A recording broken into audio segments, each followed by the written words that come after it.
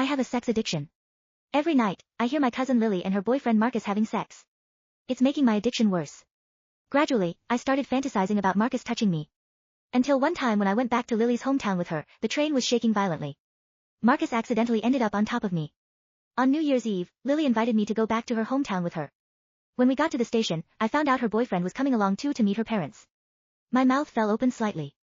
Her boyfriend was 6'3", and his muscular physique was hard to miss. When he saw me, he looked me up and down too. The gray shorts he wore showed an obvious change in certain areas. He greeted me, but his eyes were glued to my cleavage. I've always developed early, and today I was wearing a V-neck shirt. The line on my chest was like a bottomless valley. I was also wearing a short skirt.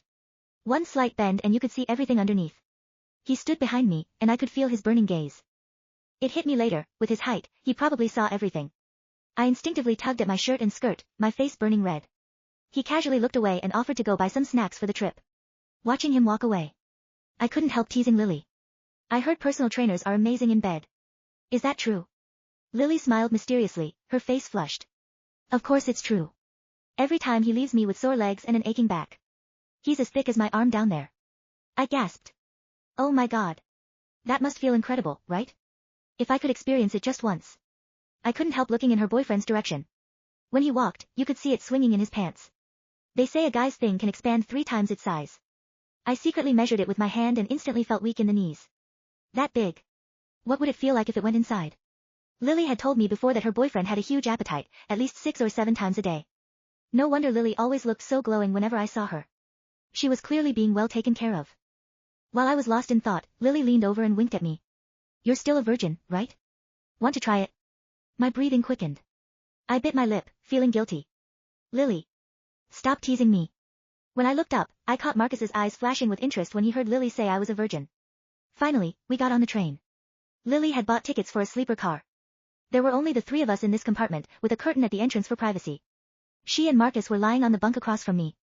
Lily was on her phone, leaning against him while his hands roamed freely over her chest. Watching made my face flush and my heart race. I could only awkwardly scroll through my phone.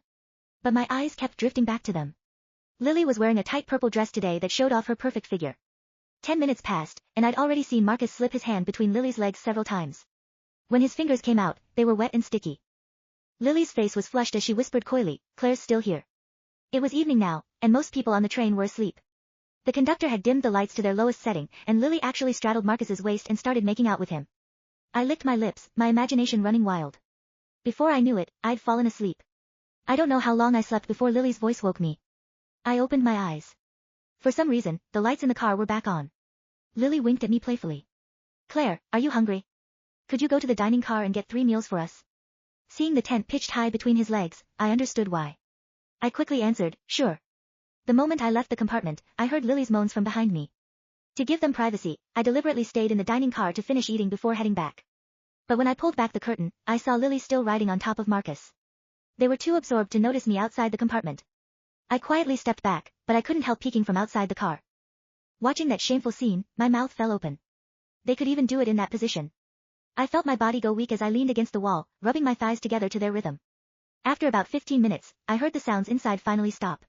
The moment I walked in, my foot slipped and all the meal boxes in my hands spilled onto my bunk. A strong, powerful arm caught me.